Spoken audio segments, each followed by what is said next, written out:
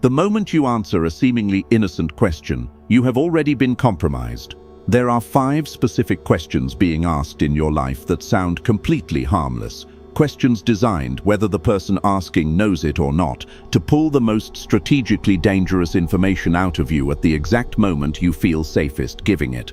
They come from friends, from family, from colleagues, from people who smile when they ask them, people you trust, people who have been in your life long enough that answering feels natural, feels like the kind of honest conversation that real relationships are built on. You likely answered one of these questions today, possibly more than one, and you had no idea what you were actually giving away. There is a reason the most dangerous courts in human history were not destroyed by open enemies. They were destroyed by the people inside them who knew which questions to ask and who understood, with absolute precision, what the answers revealed about the person giving them. Niccolò Machiavelli sat inside those courts where a single misplaced answer could end a career, a bloodline, or a life. He did not survive those rooms by being the most powerful man in them. He survived by understanding something that most men never learn. Every question is a request for intelligence, and intelligence, once given, belongs entirely to the person who received it. He wrote one line that contains the entire architecture of what this video is about to show you. Silence is the ultimate weapon of power. Today, we are performing a social autopsy on the 5 specific questions you must never answer, no matter who asks. If you value your sovereignty, listen with clinical focus. After this video, you will never answer any of them the same way again. Question 1. What are you working on right now? It is the most innocent question in the social catalog. Someone who cares about you asks what you are working on, and you tell them, it feels like sharing. It feels like connection. It feels like the kind of warm mutual interest that real relationships are built on. And sometimes it is exactly that. But here is what it is always, regardless of who is asking, regardless of how warm the context feels, regardless of how trusted the person is in your life. It is a request for your most vulnerable intelligence, your plans in their early stage, the business idea that is still forming, the career move you are still building toward, the project that has not yet produced results, are not protected by evidence. They are sustained entirely by your own belief in them. They are fragile in a way that your completed achievements never are, because the completed achievement does not require anyone's agreement to exist. Your early stage plan does. It requires your momentum. It requires the specific, internal, self-sustaining energy of a man who has decided on a direction and is moving toward it without yet having the results that make the direction unchallengeable. And that momentum is the most vulnerable thing you own.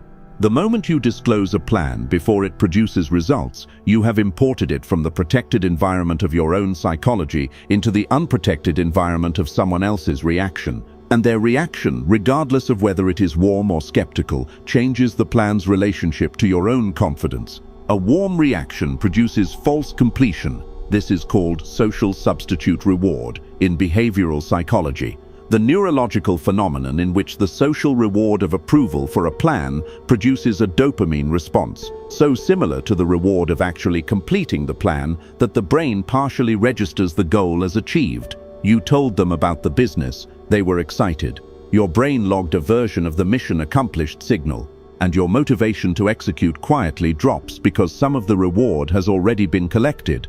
A skeptical reaction produces something worse, the specific contamination of self-doubt at the exact moment when the plan is most vulnerable to it. Before the results exist, before the evidence accumulates, before the momentum has enough mass to survive a direct hit, they ask what you are working on. They listen warmly, they pause, they say, have you thought about whether the timing is right? Or they will ask, is there already a market for that? Or the question will come as, what makes you different from everyone else doing the same thing? These are not hostile questions. They are reasonable questions, asked at the wrong moment before the plan is protected by results. They are infections in a wound that has not yet closed. You thought they were being supportive by engaging with your plan. They were engaging with your plan before it was strong enough to survive engagement. And the moment you answered, what are you working on in full detail, you gave them the opportunity to engage. Machiavelli spent his career watching princes lose their thrones, not to open military defeat, but to the specific erosion of confidence that preceded it, the steady installation of doubt by trusted advisors who asked the right questions at the wrong moment. He wrote, "The first opinion which one forms of a prince, and of his understanding, is by observing the men he has around him." He was not writing about the men, he was writing about the information the prince was giving the men. The prince who explained his full strategy to everyone around him was the prince who armed every potential competitor with a complete map of his intentions before his position was secure enough to defend them. You are the prince. The plan is the strategy. Protect it. The correction is not silence. Silence creates its own problems. The impression of someone who has nothing to work on, who has no direction, who cannot answer a simple question. The correction is surface fluency. The practiced ability to answer the question completely in social terms while revealing nothing operationally. I'm building something in the business space, early days still, but it's moving. True, warm, socially complete, and operationally empty. They received an answer. They did not receive the plan. Share the launched version, never the launching version. Question 2. How much money do you actually make? It never arrives directly. Nobody sits across from you and says, "I need to know your exact financial position so I can determine your desperation threshold and price my leverage accordingly." It arrives as warmth, as casual curiosity, as the natural conversation between people who are comfortable with each other. Business must be going well. What are you pulling in these days? Or they will ask it sideways, "Did you do okay this year?" Or the question comes wrapped in apparent concern, "Are things tight right now? I just want to make sure you're okay." Same question, different social cover, and every version of it is attempting to collect the same specific intelligence. Where are you on the financial spectrum between comfortable and desperate? Because that position, that specific distance between your current financial state and your minimum acceptable financial threshold is your negotiating floor. It is the number below which you will accept terms you would otherwise reject. And the person who knows your negotiating floor before any negotiation begins has already won the negotiation. They do not need to win the argument. They do not need to be smarter or more persuasive or better positioned. They simply need to wait, to hold the terms at exactly the level where your financial pressure makes accepting them more tolerable than the alternative.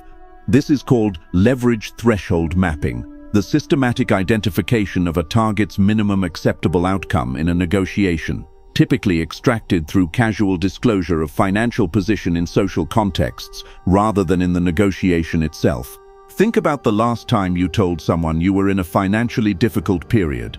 Not in a formal negotiation, in a casual conversation, in a moment of trust, in the specific context where sharing your difficulty felt like the honest thing to do. Now think about whether anything changed in how that person interacted with you afterward. Whether the terms they offered in any subsequent exchange were calibrated slightly differently. Whether the favors they asked for arrived at a slightly higher frequency. Whether their assessment of what you could afford to walk away from in any conflict between you became measurably less generous. You may not have noticed in the moment. The calibration is too subtle to detect in a single interaction. Across multiple interactions, the pattern is unmistakable. The person who knows your financial position has a remote control for your decision-making that they did not need to buy because you gave it to them freely in a conversation that felt like trust. Cosimo de' Medici, who built and ran the most powerful financial dynasty in Renaissance Europe, a man who effectively owned the papacy and controlled the Florentine state, was famously modest in his personal presentation. He rode a mule. He wore plain robes. He lived in a house that was comfortable but deliberately unimpressive. This was not humility. This was strategic concealment. He understood that displaying the true scale of his wealth, even to people he trusted, even to family members, even to close allies, would change how every